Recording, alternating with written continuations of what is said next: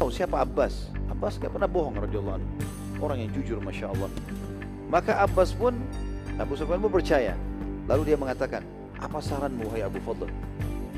Maka Abbas mengatakan, ikutlah denganku, dan aku akan membawamu bertemu dengan Rasulullah SAW, dan lebih baik kau serahkan Mekah tanpa peperangan, sebelum pasukan ini semua keesokan harinya menyerang Mekah. Abu Sufyan bilang, bagaimana bisa aku selamat sampai ke dalam kemah? Ini pasukan. Kalau mereka melihatku keluar dari Mekah, maka mereka akan membunuhku pasti. Kata Abbas, gak apa-apa, ikut dengan aku. Aku akan memberikan kau keamanan. Sebab muslimin ya, menerima jaminan keamanan walaupun dari orang terendah mereka. Walaupun tukang sapu jalan, dia pegang satu orang kafir dan mengatakan orang ini di bawah naungan saya, itu diterima perlindungannya. Gitu kan? Maka Abbas mengatakan, naiklah ke sini. Ada riwayat mengatakan unta, ada riwayat mengatakan kuda Nabi SAW. Maka naiklah, waktu itu Abbas boncengan sama Abu Sufyan. Kebetulan dua orang ini tinggi besar, gemuk-gemuk semuanya. Satu aja orang sudah berat di atas punggung hewan ini kan. Dua, maka membuat unta itu atau kuda itu jadi lamban jalannya. Waktu masuk kena malam, Abu Sufyan menutup bagian wajahnya di belakang Abbas. Waktu orang sini sudah tersebar berita kalau paman Nabi masuk Islam, muslimin semua sudah tahu malam itu. Jadi kan Nabi SAW bawa keliling dan mengiklankan masalah itu. Waktu mereka lihat Abbas, sudah tahu paman Nabi sudah masuk Islam. Kemudian juga dari satu sisi yang lain, ini pakai kuda Nabi SAW. Maka umumnya muslimin membiarkan jalan. Tapi Umar bin Khattab jeli. Umar curiga, tadi Abbas jalan sendiri, bagaimana bisa kembali bonceng orang nih? Siapa yang dibonceng nih? Umar bin Khattab jalan di sebelahnya. Umar tidak bicara sama Abbas. Perhatikan siapa di belakangnya. Abu Sufyan. Abbas, Umar bin Khattab teriak, Abu Sufyan, Alhamdulillah yang telah mengutus kamu kepadaku tanpa ada perdamaian. Ajalmu sudah tiba malam ini. Kepala kekufuran, gak ada ceritanya nih. Maka kata Abbas, wahai Umar, dari bawah naunganku, gak ada naungan bagi orang kafir kayak dia, kata Umar. Abbas berkata, wahai Umar, ingatlah, ini di bawah naunganku, gitu kan? Kata Umar, tidak bisa. Orang ini tidak akan dapat jaminan kecuali Rasulullah yang kasih jaminan. Sekarang saya pemimpin keamanan. Tugas saya orang kafir, saya tebas atau tidak itu hak saya. Gitu. Umar bin Khattab juga orangnya besar, tapi waktu itu malam-malam kebetulan Umar untuk berjaga-jaga karena bukan waktu untuk berperang. Umar tidak pakai kuda, pakai keledai. Keledai kecil. Umar besar. Maka mulailah bertanding untanya Nabi SAW yang beratnya 2 orang ini sama keledainya Umar. Menuju kemana? Ke kemahnya Nabi SAW. Mereka berlomba untuk itu, siapa lebih dulu sampai. Karena kalau Nabi bilang, Bu, Nabi aman kan aman, kalau enggak. Maka Umar terus bersebelahan sama Abbas.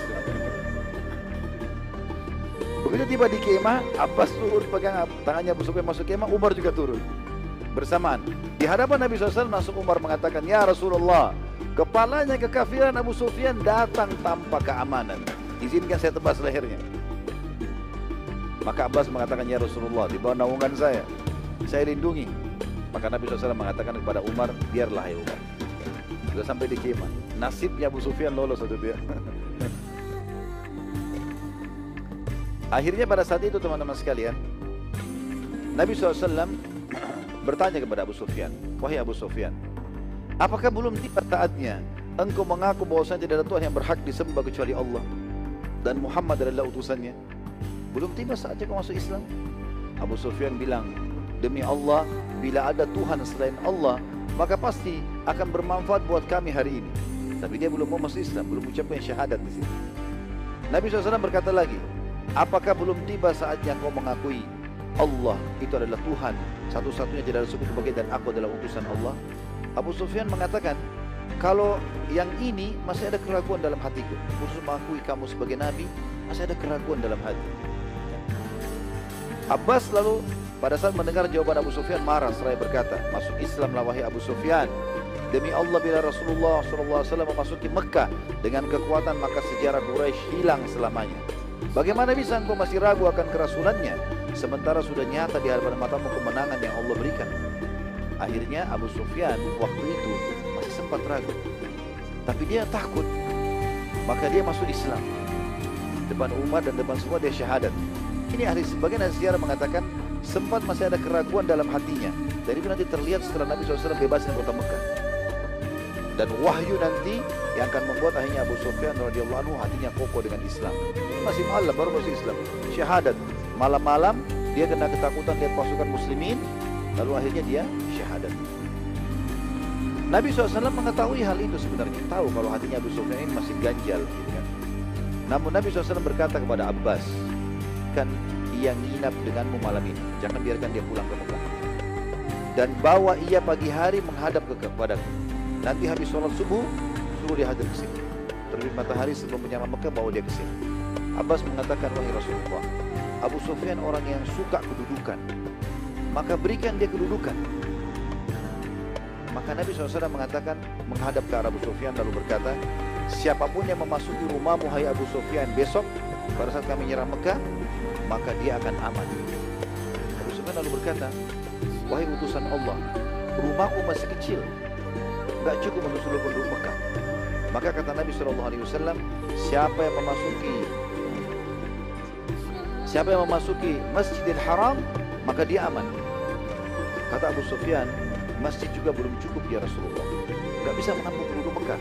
Berarti yang tidak masuk ke rumah Abu Sufyan, tidak masuk ke Masjidil Haram, halal darahnya dibantai. Maka kata Nabi SAW, siapapun yang menutup pintu rumahnya, nggak ikut-ikutan, maka dia aman. Maka pada saat itu Abu Sufyan pun berkata, kalau ini cukup luas. Abu Sufyan lalu balik. Ya. Pada saat itu tentu saja di sini ada Abu Sufyan ditahan malam itu di Mekah, besok dia akan balik paginya. Sebelum dia balik, di pagi hari setelah sholat subuh, Nabi SAW suruh seluruh pasukan muslimin, tidak terkecuali, menyusun seperti Nabi SAW perintahkan. 5 dari pasukan, depan, belakang, kanan, kiri, masing-masing terdiri dari 2000 pasukan. 2000, 10.000 orang, semuanya. Pada hari itu teman-teman sekalian, Nabi SAW duduk memanggil Abbas, suruh bawa Abu Sufyan. Lalu suruh pasukan lewat di depan. Lewatlah pasukan pertama yang di depan, yang siap menyerang, dipimpin Khalid bin Walid dan Bani Sulaim 1000 tambah suku-suku Arab yang lain. Lewat. Lalu Nabi SAW perintahkan, setiap kali lewat di depan saya, tunjukkan keterampilan kalian. Lewatlah 2000 orang, pasukan banyak, dengan siap, dengan siaga, pasukan mudah lagi semuanya, 2000 orang, lalu menunjukkan keterampilan mereka. Lewatlah 2000. Abu Sufyan lihat, Abu Sufyan tanya, siapa mereka itu? Kata Nabi SAW, Bani Sulaim. Kata Abu Sufyan, apa urusannya saya sama Bani Sulaim? Enggak ada urusan sama Bani Sulaim, kenapa bisa tiba-tiba ikut? Kata Nabi SAW, mereka sudah masuk Islam. Ya. Lalu kemudian pada saat itu ada riwayat lainnya, saya jelaskan juga riwayat lain. Waktu itu Nabi SAW menyuruh pagi hari, suruh izinkan Abu Sufyan pulang. Begitu Abu Sufyan sudah mau jalan mendekati pintu Mekah, lalu Nabi SAW bilang, hai Abu Sufyan, berhentilah, tunggu sebentar, saksikan ini. Lalu Nabi SAW suruh tadi pasukannya lewat. Abu Sufyan pada saat itu tentu dalam riwayat yang kedua tadi sempat mengatakan, karena Abbas panggil, hai Abu Sufyan, kembalilah. Maka Abu Sufyan bilang, hai Abbas, engkau telah membuatku ketakutan. Kenapa suaramu menggelegar seperti itu? Manggil aku lagi. Kata Abbas, sungguh Rasulullah SAW telah memanggilmu dan menyuruhmu kembali dan menyaksikan ini. Maka Abu Sufyan pun kembali. Sampai dia mengatakan waktu itu karena Abu Sufyan sempat ketakutan. Kata Abbas, aku tidak sangka kalau ketakutan sampai pada tingkat ini pada dirimu. Gemetar ketakutan. Maka kemudian Abbas berkata, Abu Sufyan mengatakan, memang ada apa? Kata Abbas,